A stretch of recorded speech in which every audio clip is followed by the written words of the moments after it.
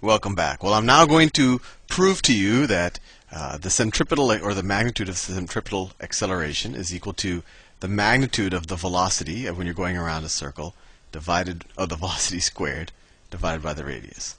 So let's start with the drawing just so that we know what we're doing, just as much for me as it is for you. So that's the circle, and as you can guess, that's going to be our path.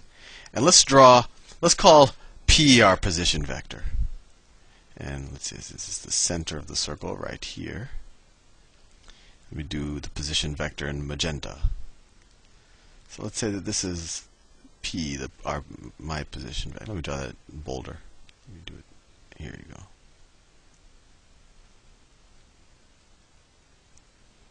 So that's the vector P. That's the vector P. And let's say, let me define a few other things over here. So let's say that the angle that it's forming with the positive x-axis, let's say this is the positive x-axis, is theta. That's a theta right there. And let's say the radius of the circle is r. So what we do, we have a object. It's right here. This is its position, right? Defined by this position vector, and it's spinning around. So its position vector is going to, at some point the arrow is going to be pointed like there, then like there. It's just going to be going around and around a circle. But this is its position vector at some moment in time. So what is that position vector in our kind of, what did I call that? Our bracket notation of vectors. Well, we have to figure out its x and y component. So its x component is right here. Or you could almost say it's its I component. If we were doing the engineering notation, that's its x component, and that's its y component, right? So in our bracket notation, or whatever, I always forget what I call things, P is this. P, which is our position vector. What's its x component? It's the radius times the cosine of theta. This should be second nature to you at this point. Radius times cosine of theta. And what's its y component? It's this, right? It's just this. That's its y component. It's radius times the sine of theta. Fair enough. Hopefully that makes sense to you so far. I just defined its position vector, and I drew it out here visually, and then I also wrote it analytically in kind of its x and y components, as a sum of its x and y components. Well, that's good and everything. So let's see if we can figure out what its velocity vector is. Well, what is velocity? Velocity is actually just a change in position. And actually now we are actually dealing with velocity, not speed. We will actually get a vector. So what is the velocity vector? So the velocity vector is going to be, at any given point, in a different color. The velocity vector is going to be tangent to the circle. It's going to look something like that. That's going to be the velocity vector. So the velocity vector is equal to the change in the position over time, right? So let's take the derivative of the position vector with respect to time. And how do we take a derivative? Well, we could just take the derivative of the x and y component separately, and I'll show you how we do it in this notation. And if you think about it, it should make a little bit of sense. So the radius is constant, right? As we go around the circle, the radius isn't changing. And another thing to keep in mind, we're spinning around the circle at a constant rate. So my speed isn't changing. My velocity is obviously changing because the direction is changing. But the actual rate at which I'm spinning, or the angular velocity, is going to be a constant. That's something to keep in mind for what we get to in the next step. But anyway, let's take the derivative. So let's take the derivative of the x term first. The x term. Well, r is just a constant, right? So it doesn't change. We can just take the r out. And then what's the derivative of cosine theta with respect to time? Not with respect to theta. Remember, we're taking the derivative with respect to time. So we do the chain rule. It's the derivative of theta with respect to time. So it's the derivative of theta with respect to time times the derivative of cos of this term with respect to theta. And what's the derivative of this? Well, it's minus sine of theta times, let me put the minus out here, minus sine of theta. I just didn't want to put the minus right in front of the sine because you would think it's a minus sine theta. So it's minus r times the rate of change of the angle with respect to time times sine of theta, right? The rate at which this term is changing with respect to theta. Let's do the same thing on the y side. R is a constant. Chain rule. the rate at which theta is changing with respect to time. Theta with respect to time. And then what's the derivative of sine of theta with respect to theta? Well, that's cosine of theta. Right? This was just the chain rule that I did. So let's see if we can simplify that a little bit.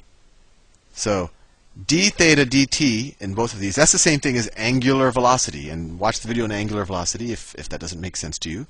But we can simplify this as just w, right? Angular velocity, and that's going to be a constant. And we have an r there.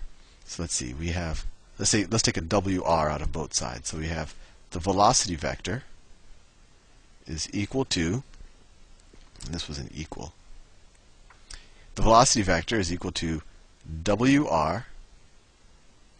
Actually, let's take a minus wr out. So minus wr, and then this term is sine of theta.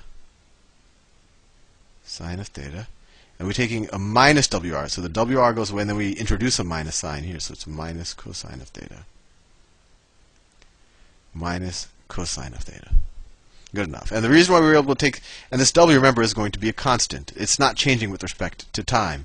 The angle is changing with respect to time, but not the rate of change of the angle. It's spinning at a constant rate. So what's the acceleration vector going to be? Well, the acceleration vector, and I'll switch colors again to keep it interesting. The acceleration vector is just the derivative of the velocity vector with respect to time. So it's the derivative of the velocity vector with respect to time. And that equals, well, let's take this is this constant term, so let's leave it on the outside, minus wr. And chain rule again. What's the, if we're taking the derivative with respect to time, first we have to take the derivative of theta with respect to time, and we don't know what that is.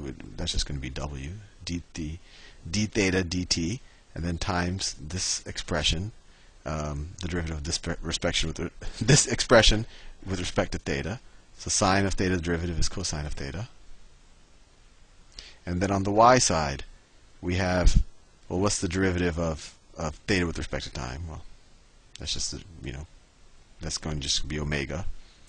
And then what's the derivative of minus cosine theta with respect to theta? Well, that's sine theta. And once again, this is w, and this is w. And we could take the w out of the equation, and we get the acceleration vector is equal to, take the w out of the x and y components, is equal to minus w squared r times cosine theta sine theta. Or we could take this r and multiply it times both of these, the x and y components, and we have the acceleration vector is equal to minus w squared r cosine theta r sine theta. Now, does this thing here look familiar? Well, sure, that was our original position vector. So we could say that the acceleration vector is equal to minus our angular velocity squared times the position vector. And that makes actually a lot of sense, because, well, w squared is going to be a positive term. And what it's saying is it's going to be the negative, the direction of this vector is going to be the negative of the direction of the position vector. So if our position vector is going outward, our acceleration vector, which I'll draw in green, is going to be going inward. The acceleration vector is going to be inward. So it is what we wanted to see. And let's see if we can express this as a function of the magnitudes. So this will also say that the magnitude of the acceleration vector, and that's just a without a arrow on top, I could have put brackets around it, is equal to the negative angular velocity squared times the magnitude of the position vector. And what's the magnitude of this position vector? How long is it? Well, its magnitude is r, right? By definition, not in the beginning of the thing. So this is just r. So acceleration is equal to the negative angular velocity squared times r. And what's angular velocity? Well, we learned in that video that angular velocity, I'll do it right here, is equal to v over r. If we just talk about the magnitudes, not the vectors. Remember, if we're not drawing an arrow on top of these variables, they're just scalar quantities. So the acceleration is equal to, and actually we can get rid of the negative sign because we're not worried about direction right now. But we could keep it there. Well, it doesn't matter. So what do we get? We get v squared, because the magnitude of this, its absolute value is essentially magnitude. So you get v squared over r squared times r. So r times r squared, you get the acceleration is v squared over r. And that's what we set out to prove, and I'm out of time now. So I'll see you in the next video. Hopefully I didn't confuse you.